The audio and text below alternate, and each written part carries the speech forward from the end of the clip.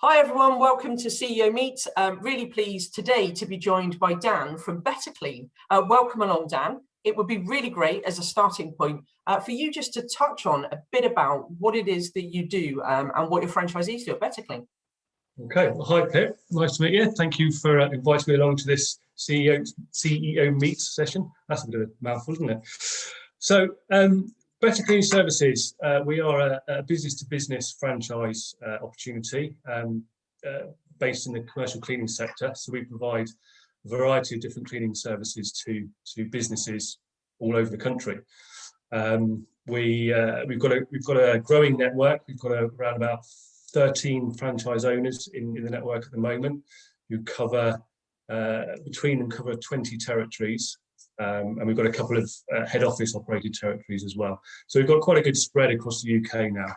And like I say, it's providing various different cleaning services to a variety of different businesses. Fantastic. So what are you looking for? You've got obviously franchisees coming in. You said business to business. What are the key attributes that you're looking for in the franchisees that you want to recruit into your network? Oh, that's a good question. Absolutely. It's a really difficult one because I think we've got quite a diverse group of people in our network already.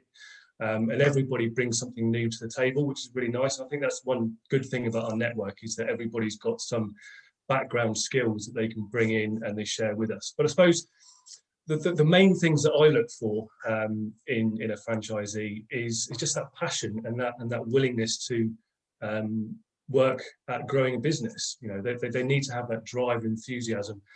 The franchise that we've got isn't really just about going out and cleaning. So it's not, you know, that's not what it is. It's more to do with people management and good customer service. So those are the kind of key skills that we look for, people that can work with people at various different levels and also have that attention to detail. But like I say, most importantly, they just want to have that ambition, that drive to build their own business.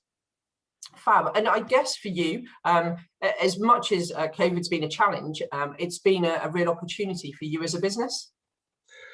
It has, yeah, and I do feel a little bit guilty at times talking about that because I know that a lot of people have really struggled during the pandemic. But from our point of view, it has been good. The very start of it, the initial couple of months, was difficult for everybody because nobody knew what was going on. The whole world stopped, and yeah, it was tough. But very soon, I think the understanding, there's an awareness there that good cleanliness in the workplace and good hygiene and all the rest of it was important, and that was what was going to get us through this pandemic. So obviously that put the spotlight on what we do. So we were able to not only carry out the services that we were doing, but also introduce some new services as well. So it's been really good for us. So a bit of innovation during the pandemic. What's that look like for you? What sort of things have you introduced? Well, the initial things were all around kind of deep cleans and sanitizing and making sure that those businesses that were staying open were as clean as they possibly could be.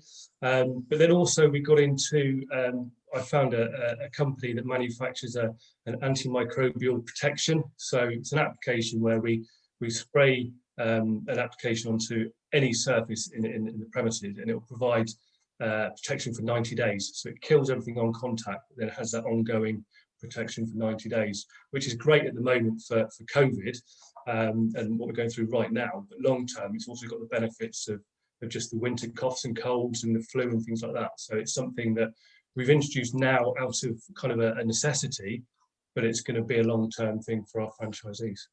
Which is great. And it's all about kind of building in things, isn't it, as a franchisor, making sure that you're researching and developing and bringing on new products and services to make the franchisee successful.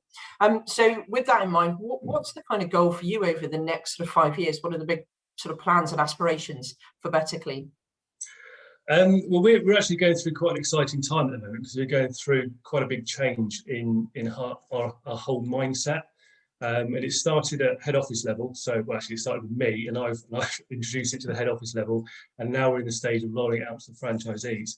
And it's basically based around changing the way that we look at their businesses. And rather than looking at, you know, how much turnover they're making and the vanity side of the business, we're actually looking at what's working well, what isn't working well, what can we improve. And actually growing the value of their business. So rather than looking at, like I say, just the headline turnover figures, we're actually looking at, how can we increase the value of the business so that you've got something that's of value for you in 3-5 years time or whatever, when you decide to either pass it on to a family member or step back and let somebody manage it or sell it on. So it's really exciting, this whole change, in the way that we're looking at things. And we've been starting to roll this out with the network over the last 2 or 3 months now. And the energy and the enthusiasm from those guys is just fantastic. So it's really, really, really exciting. I'm just loving it at the moment. It sounds really exciting. And it's absolutely, for me, a good franchisor wants to make sure that their franchisees are happy and profitable throughout the term of the relationship, but people are buying a franchise so they've got something to sell on. So brilliant initiative. My final question, I ask it to everybody. If you could give one top tip to somebody that might be looking to invest in a franchise, what would it be? Oh, just one, because I've actually got two. Oh, you can have two. The first one is to really look at the market of the business that you're going into. And I think a lot of people looking at franchising can get overwhelmed by the glitz and the glamour of the actual package that they're buying, and don't really pay enough attention as to what the business is going to be delivering longer term, and is there a market in their area. So that was one. And the second one is kind of ties in with that, and it's to do with the ongoing support you get from your franchisor. It's not all about the initial training, it's about that journey, that whole term of your franchise agreement. Absolutely. Dan, thank you so much for your time today. It's been great talking to you. Thank you very much.